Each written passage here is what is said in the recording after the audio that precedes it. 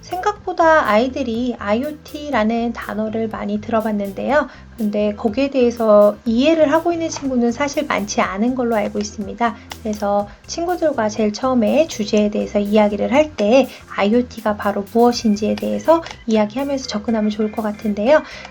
영화 속에서의 상황을 이야기했을 때 아이들이 이해를 잘 하는데, 마이너리 리포트 같은 경우에는 주인공이 지나가게 되면 그 주인공에 따라서, 그 지나가는 사람에 따라서 광고가 달라지는 것이 나타납니다. 우리가 그런 걸 IoT 사물 인터넷이라고 이야기를 하거든요. 그래서 그런 영화 속에서 본 장면이라던가, 아니면 친구들이 좋아하는 영화인 아이언맨에 나오는 자비스 같은 경우가 바로 사물 인터넷에 대해서 이야기해 줄 수 있는 좋은 예라고 생각해서 그걸 가지고 처음에 접근을 하려고 합니다. 이론 활동에서는 우선 제일 먼저 사물 인터넷이 무엇인지에 대해서 살펴보고요. 그 사물 인터넷이 가진 장점과 단점은 무엇이 있는지에 대해서 이야기를 해보려고 합니다. 그리고 사물 인터넷 같은 경우에는 여러 가지 과학 기술이 있는데요. 그 기술에 대해서 하나하나 살펴보는 시간을 가질 예정이고요. 그리고 사물 인터넷이 실제로 우리 생활 속에 어떻게 사용되고 있는가에 대해서 살펴볼 예정입니다.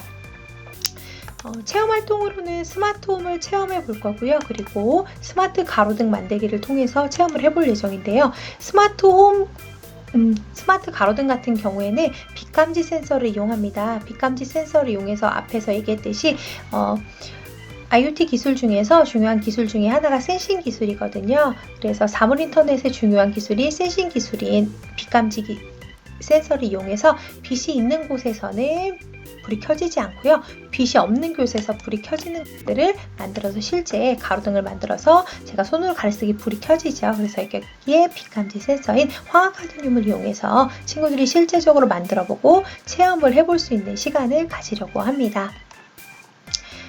이거 외에도 스마트홈을 체험해 볼 수 있는데요. 이 스마트홈 같은 경우에는 키트를 통해서 친구들이 실제 체험을 해볼 수가 있습니다.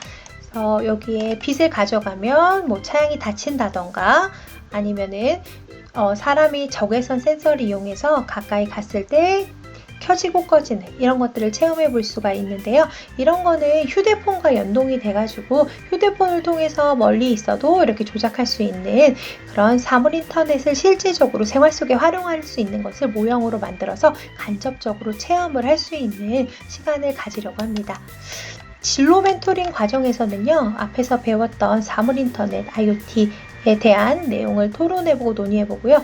우리가 그런 기술들을 어디에 쓰고 있고 어디에 활용하면 좋을지에 대해 이야기를 해보고, 그리고 거기에 관련된 진로를 알아보는 것도 굉장히 중요합니다. 사물 인터넷 같은 경우 4차 산업혁명과 관련되어 있는 기술들이 거의 집약되어 있다 보니까 굉장히 많은 진로들을 포함하고 있다 보시면 되겠습니다. 그래서 친구들이 워크넷 사이트에서 자기가 원하는 진로라던가 그런 진로 쪽에는 어떤 역량이 필요한지를 살펴보는 시간을 가지면서 이 프로그램을 마무리할 수 있도록 구성해 보았습니다.